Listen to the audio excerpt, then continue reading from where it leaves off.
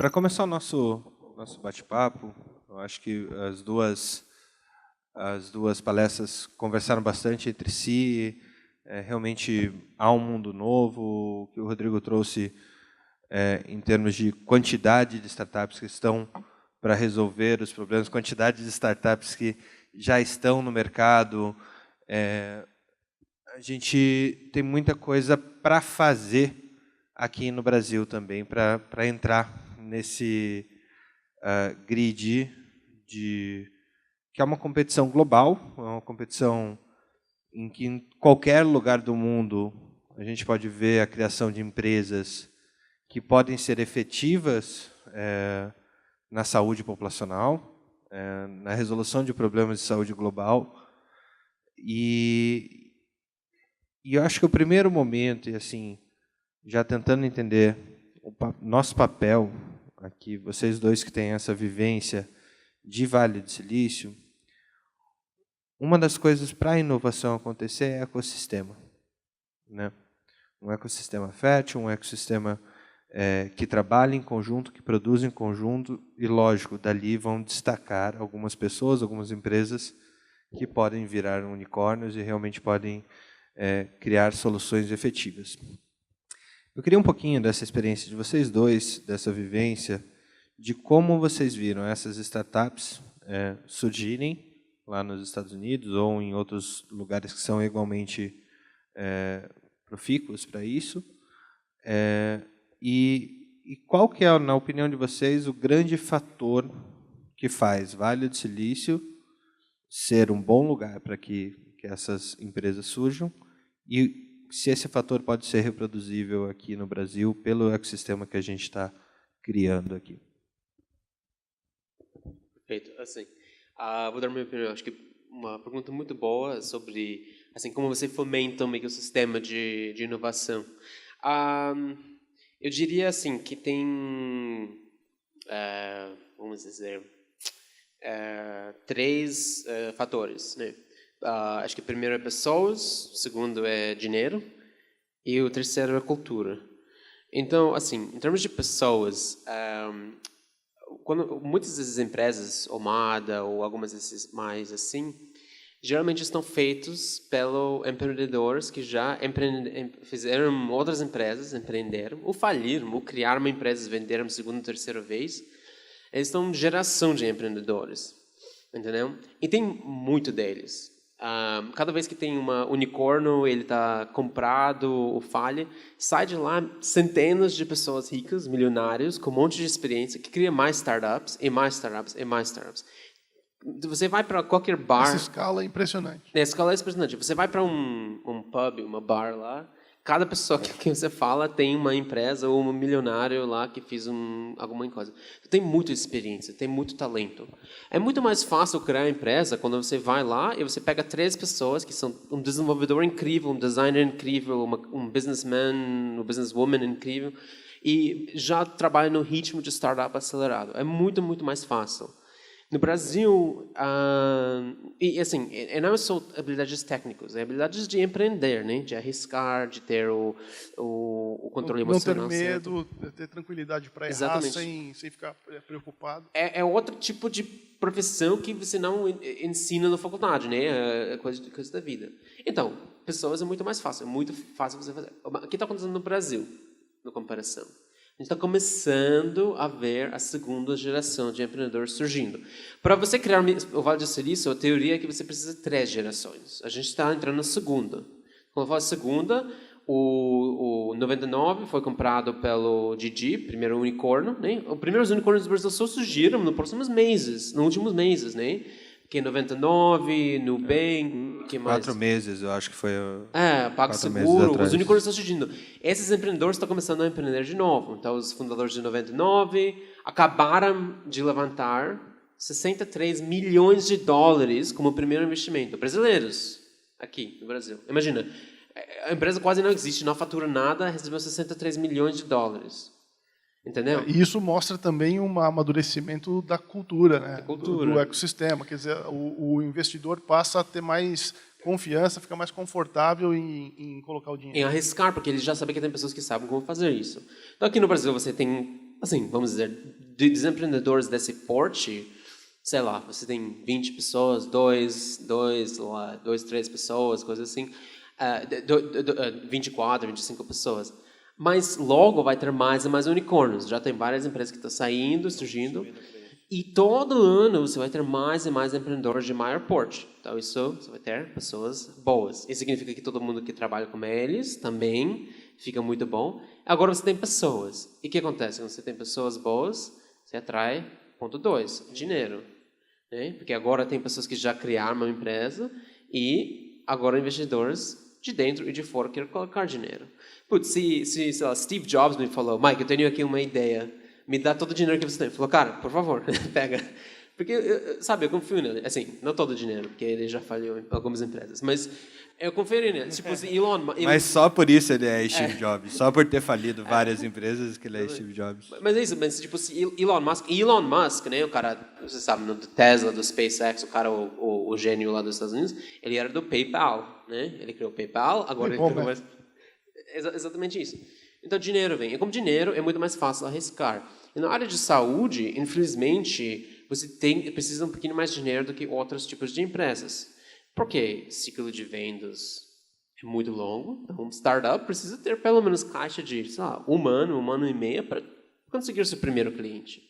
Então, ciclo de venda longo, para implementar coisas. Muitas vezes, dependendo do que você está colocando no mercado, você precisa da evidência, senão você não consegue nem... Você precisa do clinical trial para mostrar que é seguro, você precisa de um FDA approval para botar o negócio no mercado, senão não vai adiante. Então, saúde é mais complexo. Esse ponto eu acho que sempre vale a pena a gente trazer, né? Não há empresa em saúde sem ciência. Não há intervenção em saúde sem ciência. Não há, uma coisa não dissocia da outra. Diferente de fintechs, de outras empresas de tecnologia, que é muito mais fácil você colocar no mercado antes, testar no mercado saúde. Se você for testar no mercado, você pode matar alguém. Né? É isso aí. E é um ponto que a gente sempre tem que abordar. E eu até conversava antes desse encontro a respeito dessa questão, da possibilidade da gente criar, eu costumo dizer, de talidomidas digitais, né? Um medicamento ou uma intervenção de que você realmente traga mais malefício do que benefício. Rodrigo... O próprio iWatch, desculpa, te cortei. Sim, mas era isso, eu queria algum exemplo... O próprio iWatch, a nova versão recém-lançada aí agora, que faz o eletrocardiograma, diagnostica a fibrilação atrial, etc., a gente não sabe ainda se vai fazer mais mal do que bem, né? Então tem muita discussão ao redor disso. Saiu uma notícia na Wired logo na sequência, exatamente com essa crítica, né? E o FDA lá, a Anvisa dos Estados Unidos, está fazendo um crackdown assim nisso, porque por exemplo, tinha pessoas que tentam falar tipo que funciona, mas de fato não funciona. Por exemplo, eles estão criando esses oxímetro como luz da câmera do seu celular. Explodiu, mas não funciona, não, de fato. Ela vai te falar que você tem alguma coisa e, eu tenho agora um infarto, vou para o pronto-socorro. Ou pior, você confia nela e ela não, de fato, te fala quando você tem um problema. Então, é um pouquinho problemático. Mas algumas coisas sim, você tem que testar, por exemplo. Pode falar. Não, por outro lado, isso é verdade mesmo. De repente você tem um relógio fazendo diagnóstico além do necessário e acaba sobrecarregando mais o sistema do que deveria. Por outro lado, ao ter uma base cada vez maior de pacientes usando, a inteligência artificial vai ser cada vez mais precisa também para fazer provavelmente esse diagnóstico de uma forma mais adequada. Então, quer dizer, não tem jeito. Essas escolhas não são simples, mas a gente tem que sempre ter algum cuidado. Todas as soluções elas são forjadas à base de muito erro, né? A medicina em si, ela sempre foi... os novos tratamentos eles surgiram a partir de vários erros e vários testes que chegaram ao topo da tecnologia, o que ela pode nos dar. Agora, só voltando naquela pergunta anterior, eu, honestamente, eu não acho que o Vale do Silício seja um lugar replicável, digamos assim. Nem nos Estados Unidos é. Quer dizer, tem alguns pontos que se despontam como grandes polos de inovação e tudo mais, mas o Vale do Silício é um lugar muito único, assim, em vários aspectos. Eu acho que essa construção desse ecossistema levou algum tempo e tem um nível de maturidade das empresas, das universidades que lá estão, que fazem toda a diferença nesse negócio. A forma como a universidade se relaciona com o mercado, a forma como o professor dentro da universidade é estimulado a interagir com o mercado, a ir atrás do VC para trocar uma ideia, se for o caso. Esse negócio é difícil de você replicar, entendeu? É muito difícil replicar. Lá no Vale do Silício, assim, você vai para Stanford, imagina, Stanford tem, sei lá, vamos dizer, 1.500 alunos por ano. Você fala com esses 1.500 alunos, quem vocês vai virar um empreendedor? Você pergunta aqui no Brasil, quem? Sei lá, 5%, ninguém quer arriscar. Vocês querem ser advogado, engenheiro, médico, alguma coisa assim. Lá, 1.000 desses estudantes vão virar empreendedor, vai fundar uma empresa. Então, todo ano está chegando 1.000, 2.000 caras mais inteligentes no mundo inteiro lá para colocar. E tem um monte de dinheiro também para apoiar eles. Então, vira essa cultura. Então, e também tem uma cultura diferente, também aberta, pessoas compartilham coisas, não seguro, não acreditam. É uma mudança um pouquinho diferente. Mas também, eu acho que não precisa ter um Vale de Silício para ter inovação, né? Tipo, isso aí, acho que é exatamente esse ponto. Então, a gente está vendo coisas parecidas. Por exemplo, Boston está virando o polo de biotecnologia nos Estados Unidos. Nova York está o Silicon Alley, não o Silicon Valley. Tem países inteiros. O Israel, por exemplo, é o país que tem mais empreendedores, tipo, mais startups assim, por capita, e tem assim, tipo, está gerando muito emprego. Tudo Israel é realmente impressionante. Outra é que eles chamam nação de startups. Mas isso não significa que você precisa replicar isso para ter todos os benefícios. Não tem que criar o Vale do Silício. Você tem que criar alguma coisa que vai ser mais adequada aos seus problemas. Eu acho que no Brasil existem iniciativas bastante interessantes. Indo perto aqui, se você for para Santa Catarina, por exemplo, você começa a ver um ecossistema de inovação em que o governo interage com a comunidade local, sei lá, começaram a construir lá 13, se eu não me engano, centros de inovação em várias cidades, ou 9. Então, eu acho que estamos amadurecendo, né? Quando você vai para São Paulo, eu não conheço tanto a cena aqui de Curitiba, então me perdoem, mas aí você me ajuda. Mas você vai em São Paulo com um Cubo, então grandes empresas investindo em inovação mesmo, de uma forma que, sei lá, 5 anos atrás não era imaginável. Em Santa Catarina, para quem não conhece, gente, o ecossistema de inovação, você tem uma Florianópolis que realmente hoje é o maior farol de inovação que a gente tem no Brasil em termos de ecossistema local. E aconteceu em Florianópolis porque era a única coisa que poderia acontecer economicamente naquela cidade que não tem uma indústria produtiva a não ser o próprio turismo, né?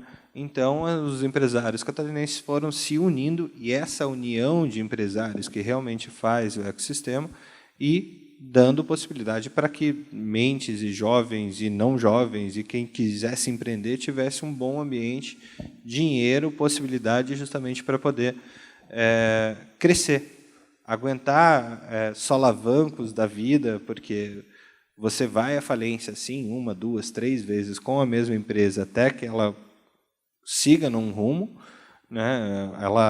Esse modelo de negócio também se apresente, porque às vezes o modelo de negócio ele não é ele não vai ser aquele que você pensou inicialmente, e quando você tem esse apoio, toda essa dor de criação, ela acaba sendo menor, né?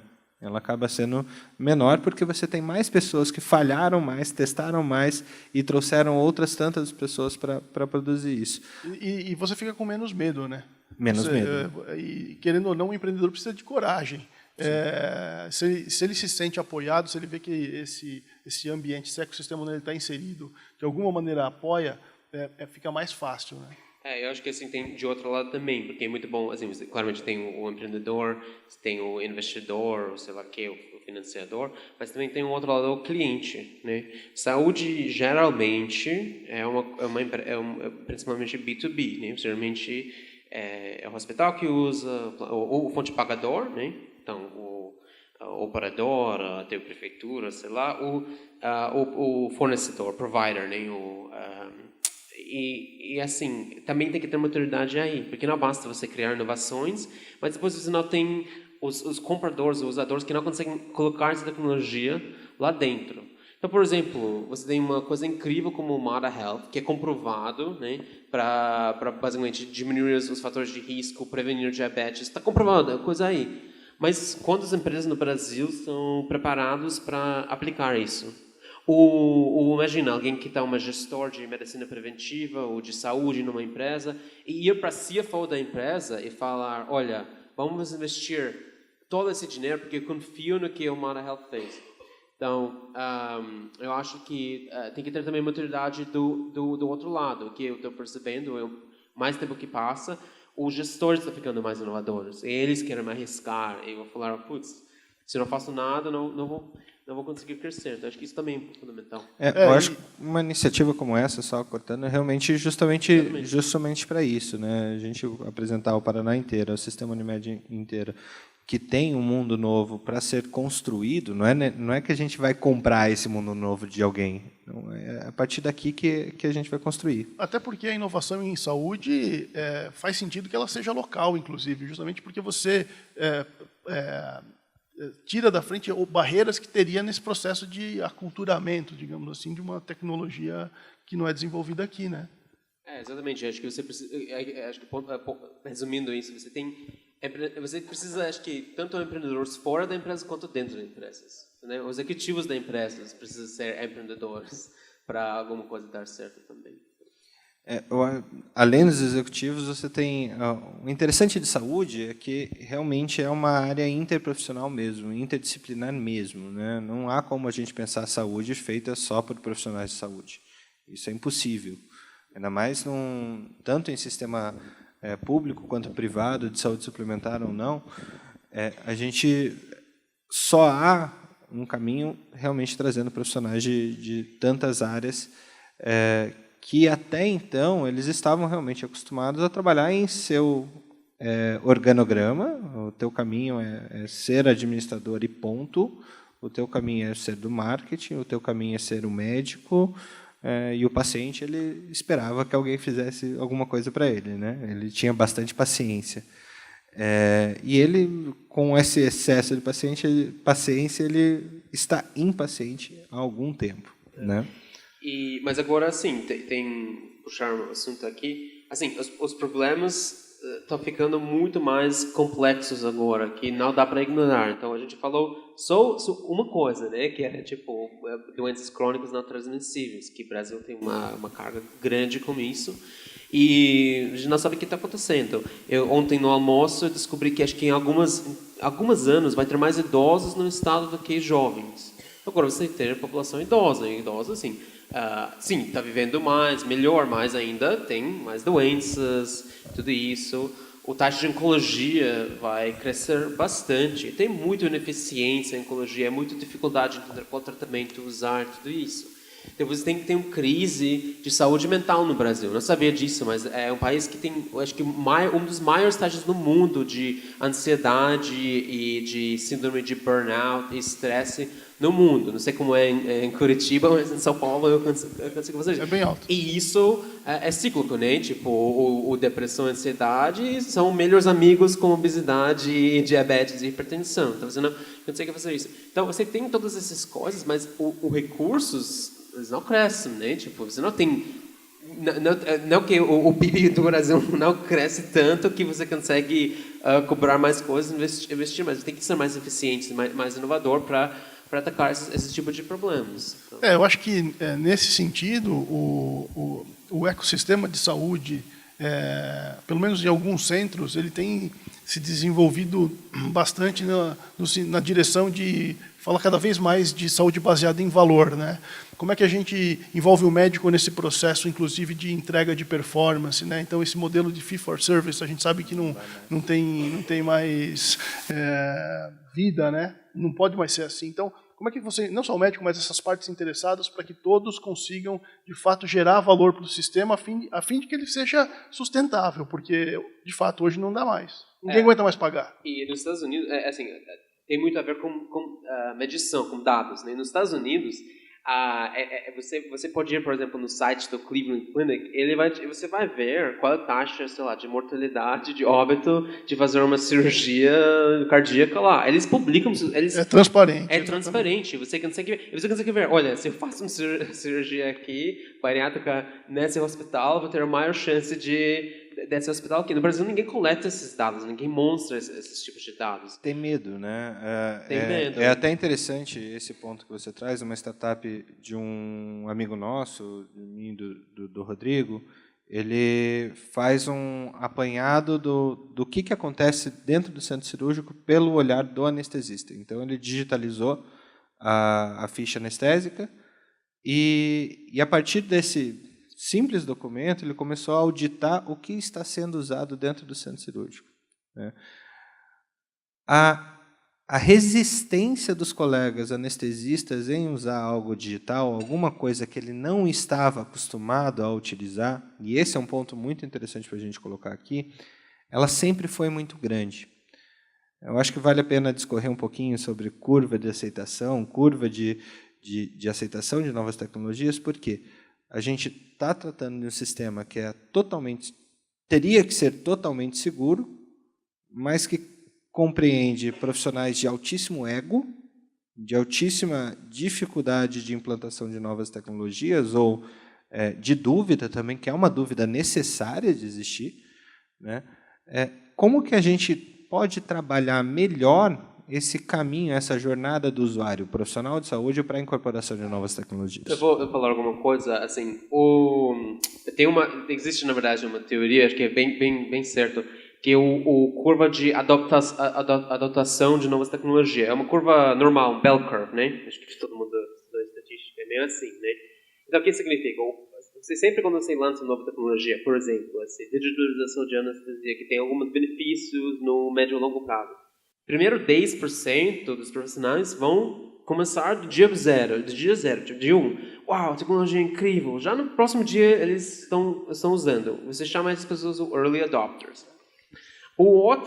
Vamos dizer, 25%, então chegando no primeiro terço, vamos dizer, da população, eles não vão fazer, você precisa incentivar eles. Igual que eu estava mostrando lá no meu slide, tem que incentivar. Se você faz isso, a gente te dá uma bônus, dá um desconto, dá mais pontos, dá alguma coisa assim. Um choque. Um choque para o segundo 25%. Depois você tem outra 25%, para você que não vai aceitar nada. Você vai falar para o anestesista, olha, você faz isso, a gente paga um pouquinho mais de dinheiro no fim do mês, ou te dá uma vaga de estacionamento melhor. Eu falo, não importa, é muito mais trabalho, não quero fazer. Mas depois você fala, ok, se você faz isso, se você não faz isso, a gente vai tirar sua vaga de estacionamento, e você não vai receber mais o almoço gratuito. Eu falo, ok, agora eu vou começar a usar, sabe? E às vezes é uma punição pequena assim que vai acontecer. E a gente viu isso no adotação de prontuários eletrônicos nos Estados Unidos, foi a mesma coisa. Precisou usar uma série de coisas assim. E você tem o restante, sei lá, 15%, 20% que esquece, você não consegue fazer nem nada. Com choque. Você, tipo, forçar eles por força para adotar essa tecnologia, ou eles só vão começar a usar quando já 80%, 90% da população está usando, eles olham e falam, ok, agora eu preciso de fato mudar meu comportamento. É isso, mais didático impossível. Perfeito. Mas tem um outro ponto que eu acho que é extremamente importante, que é o seguinte, envolver o usuário no processo. Porque isso faz toda a diferença. Quando o indivíduo se sente partícipe daquilo que está acontecendo, a chance de engajamento ela é multiplicada. Quando ele participa, quando ele pode contribuir com ideia, seja para adotar uma nova tecnologia, seja para poder se sentir parte daquilo ali, eu acho que dentro de um processo de transformação, que é o que a inovação normalmente tenta levar para dentro das organizações, é um pedaço importante, incluir o usuário. Eu comentava agora há pouco com o Michael, um outro ponto, a gente está realmente tratando de transformação digital aqui, de grandes empresas de saúde, no fim das contas é sobre isso que a gente está falando. E ano passado eu estive na Austrália, num evento do Hacking Health lá, em Brisbane, e a Queensland Health é o estado que que Brisbane está inserido, e eles tinham um problema que desde 2005 eles tentavam fazer o prontuário eletrônico do paciente, pessoal do paciente, né? E isso sendo interoperável entre os diversos consultórios. E eles não tinham muito sucesso até 2016. Né? A tecnologia era limitante, não tinha desenvolvimento suficiente, toda essa curva de desenvolvimento que a gente viu, ela atrapalhava, mas o principal ponto é que ninguém queria usar. Né? Ninguém queria entrar, ninguém optava por entrar nesse novo modelo. O que eles fizeram?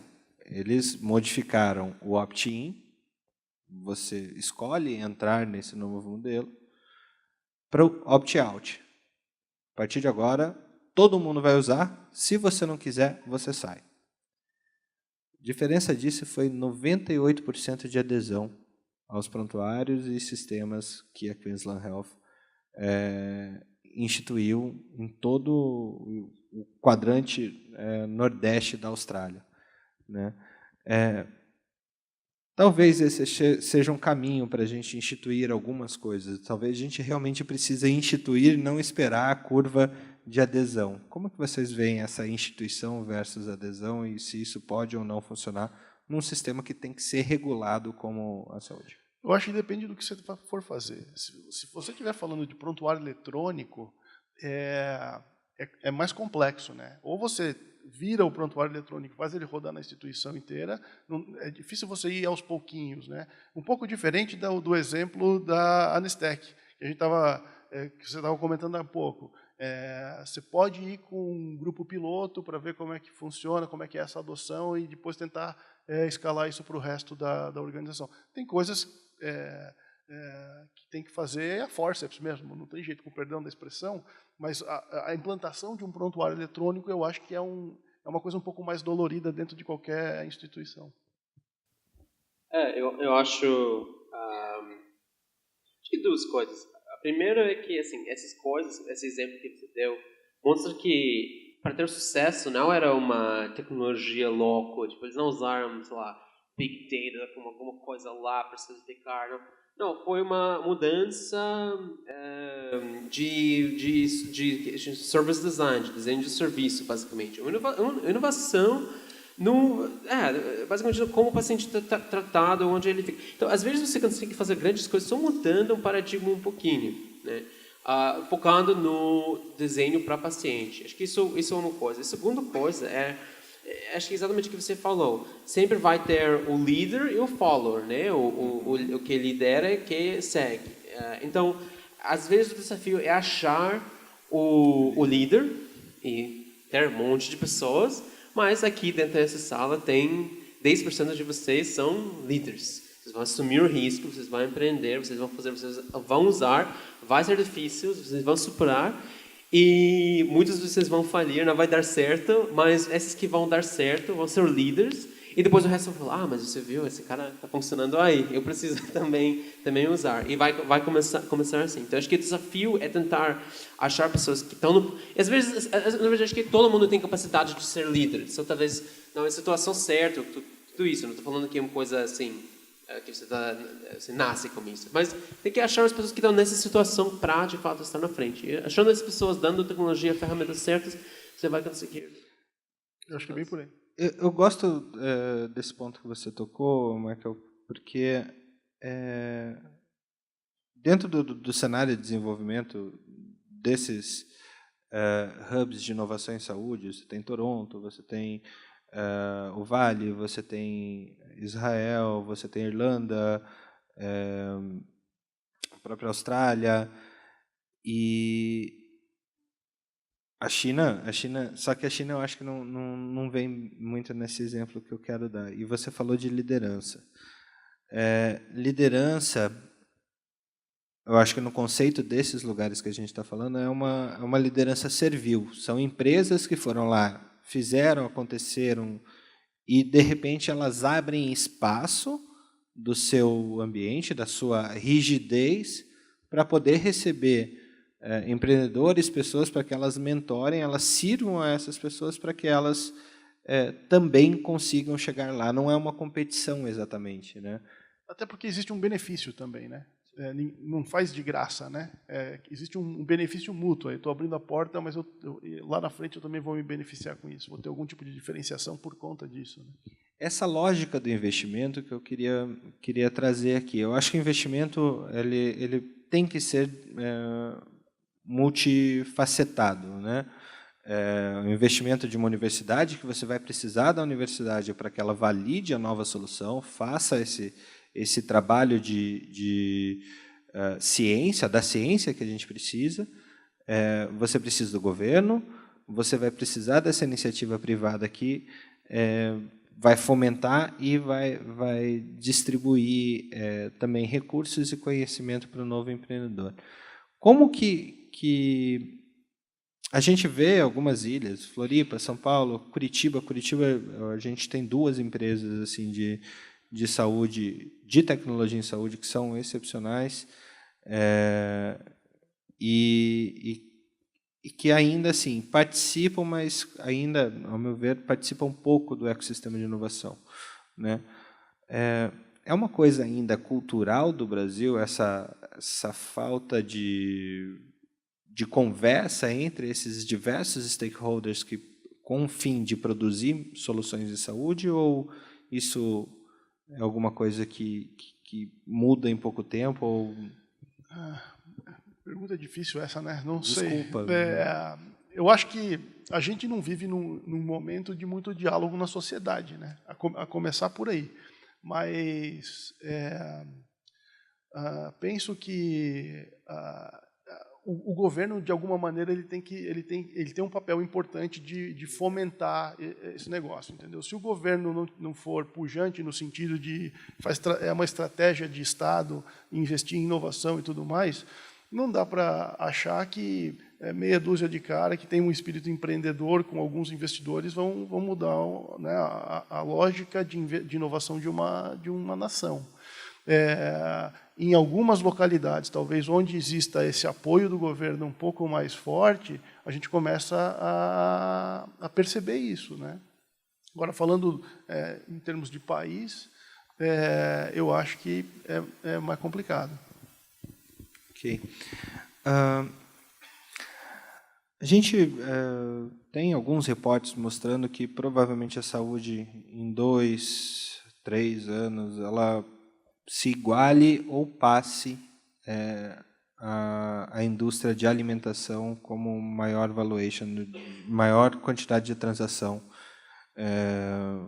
de mercado, né? Um reporte da Deloitte apresentou que em 2020 a saúde passa de 2016 de 4,7 trilhões de dólares de mercado para 8,7 trilhões de dólares de mercado, né?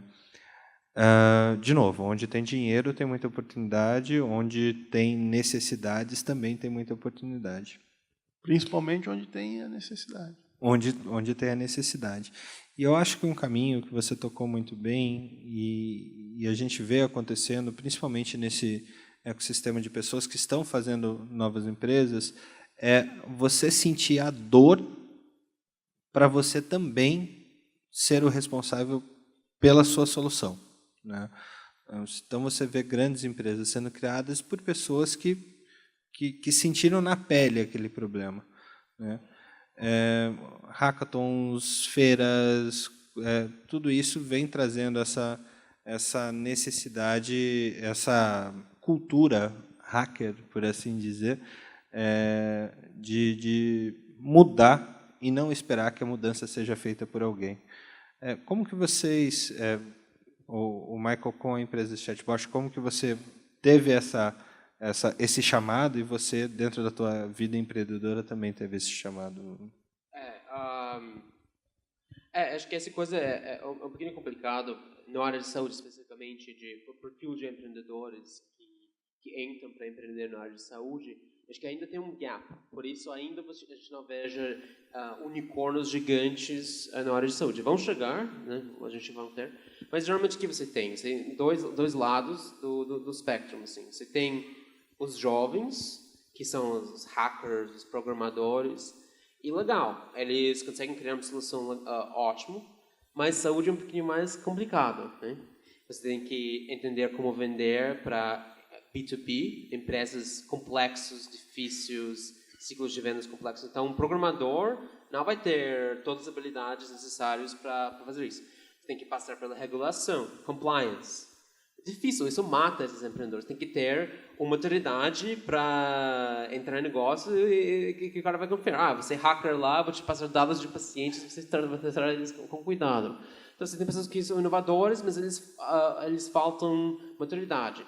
De outro lado, você tem profissionais, tem, por exemplo, médicos, que estão tecnicamente muito bons, os gestores muito bons, mas não têm o pensamento de hacker. Então, eles pensam em processos, em seguir regras, esse tipo de coisas que são diferentes, de ter uma coisa completamente provada, completa, antes de ir para o mercado. E, por isso, eles têm um perfil, acho que isso, não sei se estou sendo bem genérico quando eu falo isso, mas geralmente essas pessoas não querem arriscar, né? É um perfil, você segue um perfil acadêmico, você estuda muito tempo, você trabalha, você faz seu dinheiro, agora tem que mudar sua qualidade de vida, que é muito alta, agora para um dia empreendedor, onde você arrisca, você não tem difícil, é bem difícil. Então, é muito difícil que esses dois universos cruzam, sabe? Sim, eu concordo, eu acho que é por aí, mas a minha percepção é de que esse cenário, principalmente em relação a estudantes da área da saúde, tem mudado, até por uma questão geracional. Sexta-feira não, hoje é sexta-feira. Quarta-feira eu recebi no escritório uma startup que queria nos apresentar uma ideia lá, e dois membros dessa startup eram dois estudantes de medicina, um com 19 e outro com 22 anos.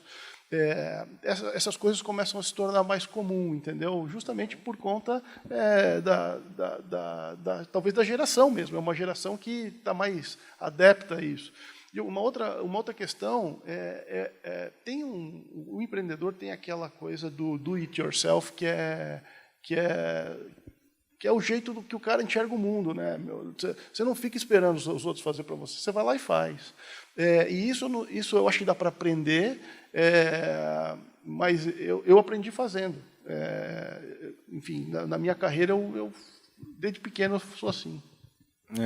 Pessoas inquietas, né? No fim das contas, o empreendedorismo ele é feito de total inquietude. E agora, além de vocês mostraram o que está sendo feito e tudo mais, o que tem de oportunidade que vocês veem assim?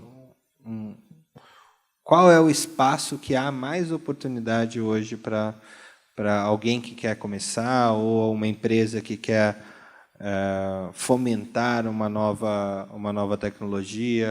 Aonde que ela deve procurar sei que é uma pergunta eu acho que essa é mais difícil, para falar a verdade. É muito difícil, mas assim, se você nunca empreendeu ou se você está começando e quer tentar, eu acho que entender primeiro onde que está o dinheiro, para onde o dinheiro está indo, faz sentido você observar. Na cadeia da saúde, eu acho que hospitais têm boas oportunidades. Normalmente são instituições que têm um pouco de capacidade de investimento. Estou pensando em hospitais privados, e talvez não tenham tanto, são organizações mais conservadoras e não conseguem inovar com tanta facilidade. Então aí talvez tenha uma oportunidade. E talvez na saúde suplementar também. Eu diria assim, como responder essa pergunta, assim, tipo, se eu posso criar uma outra empresa, ou assim, onde investir dinheiro. Eu acho que tem algumas áreas aqui, que eu acho são as áreas mais interessantes, onde você pode fazer mais dinheiro. Acho que primeiro é entender como ajudar empresas a reduzir seus custos, os gastos com saúde, né? Tipo, está aumentando todo ano, sempre todo mundo reclamando, ninguém sabe o que fazer exatamente. Então tem um monte de oportunidades em BI, em concierge, em gatekeeping, atenção primária. Acho que a segunda área, eu já falei isso, mas assim, doenças crônicas, claramente. A primeira pessoa que entende de fato como curar a obesidade, vamos dizer, assim, é incrível. Só remédios não vão resolver, vai ser inovações de comportamento, de human design thinking, igual que o Mado está fazendo. eu acho que, eu já falei as outras, né? O crise de saúde emocional. Cada empresa que eu falo, por favor, me ajuda, Mike, se o chatbot pode fazer alguma coisa aqui. Grande oportunidade. Sem dúvida. Saúde mental é um Tipo, vai lá. negócio muito quente. Idosos, né? Casa de repouso, home care, home treatment. Não tem pessoas que estão fazendo isso, tem grande carência. Então, escolhe, acho que se você quiser empreender, ou você é uma empresa que quer fazer alguma coisa inovador, escolhe qualquer uma dessas áreas e fique trabalhando nesse problema por 2 anos e eventualmente alguma coisa vai sair. Isso. No biodesign, a gente aprendeu um negócio que é extremamente importante. É uma frase do Paul Yock, que ele diz assim, uma grande invenção só acontece se você tiver uma grande necessidade. Ou o DNA de uma grande invenção é uma necessidade real. Então, se for gastar tempo, gasta tempo em entender qual é o problema. Mergulha, foca, porque daí você tem uma chance muito maior de ter sucesso lá na frente. Bom dia. Gostaria de aproveitar esse momento e o conhecimento de vocês e também do Gerson, que está aqui do meu lado, porque o setor de saúde é extremamente regulado, né? Nós temos aí a própria agência reguladora e nós temos os órgãos relacionados aos profissionais. No caso, o Conselho Federal de Medicina, que também dita seus regramentos, e a gente sabe que muitas vezes esses regramentos não vão de encontro às necessidades para que se possam efetivar algumas modificações, inovações dentro do setor de saúde. Eu queria saber de vocês, da parte prática mesmo, né, quais as dificuldades que eventualmente vocês têm encontrado em relação a essa parte de regulação, e daí também dar a oportunidade aqui para o Gerson comentar um pouco do trabalho que a Câmara Técnica de Informática em Saúde e Telemedicina do Conselho tem feito para dar realmente as respostas que, eu diria, nem nós aqui queremos, a sociedade inteira, né, necessita e que é para que a gente possa evoluir ainda mais num cuidado mais adequado à saúde. Então, tanto da parte prática de vocês, quanto também aí aproveitar a experiência do Gerson, eu achei melhor fazer essa pergunta diretamente aqui e não lá fora, porque depois 2 pessoas iam ficar sabendo. Eu acho que é importante isso para toda a plateia. Obrigado. Eu respondo. Então, no lado prática, assim, na verdade, em geral no Brasil, tem pouco regulação federalmente sobre uso de dados, esse tipo de coisa. Entrou em vigor agora essa lei, né, que é em vigor. Em 2020 entra em vigor e eu e todos os meus amigos, todo mundo está ficando louco agora, tentando entender como a gente vai tratar dados sensíveis, conseguir consentimento e consentimento de cada coisa, como a gente vai usar seus dados. E se paciente, de meus, sei lá, eu tenho na minha base 150 mil pacientes que estão falando, se um deles quer tirar seus dados, ver seus dados, eu tenho que achar um jeito de dar esses dados para ele. Senão vai ter multas graves. Então a gente está preparando em prática para todas essas coisas e vendo o que vai acontecer. Isso já é uma coisa. Mas agora a gente tenta tomar esse é o futuro. Mas agora a gente tenta tomar algumas medidas sobre coisas que a gente sabe. Então a gente sabe que tem regulações sobre o tipo de telemedicina que você pode praticar, que eu acho que são justos. Eles estão lá para proteger o paciente e garantir qualidade de serviço médico lá. Então, por exemplo, a gente tenta tomar cuidado não fazer diagnósticos, não tentar demandar nomes de remédios, entrar muito em detalhe. A gente tenta fazer coisas muito mais high level do que entrar em detalhes e arriscar enfrentar uma teleconsulta ou alguma coisa. Mas a parte mais em cima é muito importante. O diabético também tem que saber qual coisa ele tem que comer, como tem que cuidar dele mesmo e tudo isso. E outra área que a gente sempre trabalha também é o parte de segurança de dados porque a gente trabalha com empresas grandes. Então, tem que usar melhor práticas de programação para garantir cobertura de testes e encripção de dados e tudo isso, e onde fica o seu servidor. Eu acho que a gente fica um bom tempo, nosso tempo investindo nisso para garantir qualquer grande produção de qualquer vazamento de dados. Então, é isso mais ou menos que a gente está fazendo. Eu penso que, do ponto de vista prático, existe uma oportunidade para o CFM, para os conselhos, para nós médicos, de termos um papel protagonista, digamos assim, no sentido de fazer com que a saúde seja não só mais acessível para o paciente, que no fim das contas seremos todos nós, inclusive um dia, mas que possa fazer com que o sistema de saúde não nos penalize, porque muitas vezes a sensação que eu tenho é que todo mundo olha para a gente, para nós médicos, e acha que a gente é a trava para a coisa não evoluir mais rapidamente. Eu não acho que seja por aí, mas eu acho sim que vale uma reflexão nossa para entender quais são as oportunidades, o que a gente poderia fazer para que fosse diferente, digamos assim, para que esse resultado fosse um pouco diferente, entendeu? Isso às vezes me angustia. Eu acho que talvez no Brasil a gente pudesse ter um pouco mais de agilidade. Eu não tenho conhecimento profundo em relação a todo o trabalho que tem sido feito pela Câmara Técnica de Telemedicina e tudo mais, mas eu acho que aí com certeza está talvez uma das grandes oportunidades para nós profissionais médicos perante a sociedade, mostrar como a gente pode fazer, como que a gente pode gerar mais valor, digamos assim, na entrega do nosso trabalho perante a sociedade, sendo o guardião sempre das coisas que a gente precisa guardar com todo o cuidado, mas também fazendo com que essa roda gire um pouco mais rápido. Eu só gostaria de acrescentar, realmente me falta uma sensação de celeridade para tudo isso.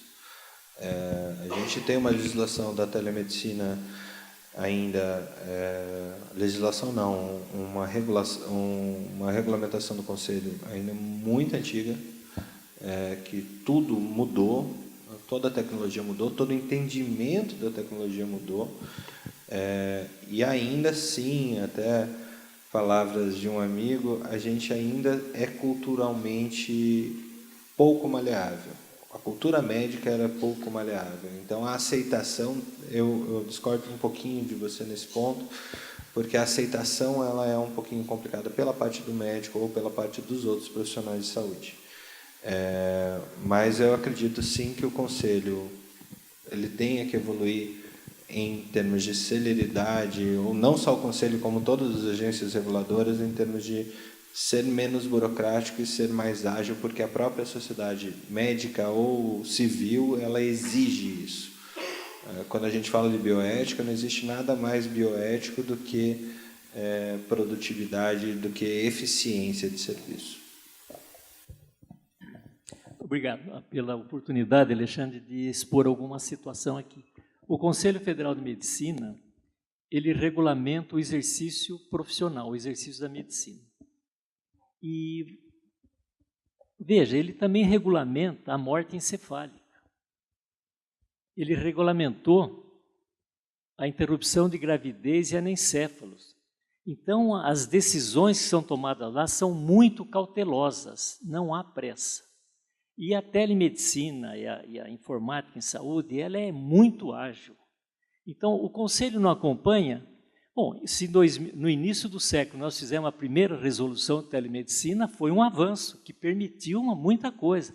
De lá para cá, está sendo, e vocês terão boa surpresa, você vai ver como vai ser bem atendido, que se ela não foi apresentada na plenária dessa semana, desse mês, talvez na de outubro, e vai resolver, sinceramente, todas essas questões.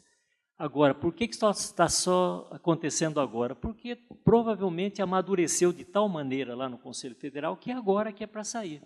Agora, houve prejuízo para os doentes, para os pacientes? Talvez tenha tido, e acho que teve mesmo, pelo exercício não correto, não adequado da telemedicina, da telesaúde. Então, vocês podem estar certos de que, brevemente, eu acho que no mês que vem, até nós teremos uma reunião da Câmara Técnica na próxima semana. Pena que não foi nessa semana, eu teria trazido mais notícias. Mas olha, mas todos terão atendidas as suas ideias, as suas necessidades, e o doente bem protegido, que é o nosso papel de protegê-lo em relação ao sigilo profissional, ao segredo, e o risco que nós temos, e insistimos muito, é a banalização das coisas, tanto de médico como qualquer cidadão. Hoje ele se expõe de tal maneira nas redes sociais que dá a impressão de que vale falar tudo. Não é assim, né, em relação ao sigilo profissional, à proteção da garantia da dignidade, da autonomia dos doentes. Mas, obrigado, Alexandre, mas olha, fiquem tranquilos que o Conselho Federal hoje já tem certeza que vai ser visto como um órgão progressista. Tá bom? Obrigado. Que bom. Boa notícia. Boa notícia. Bom, muito obrigado pelas linhas finais. Muito obrigado pela presença de vocês dois. E eu acho que foi muito, muito produtivo. Vamos descer uma salva de palmas.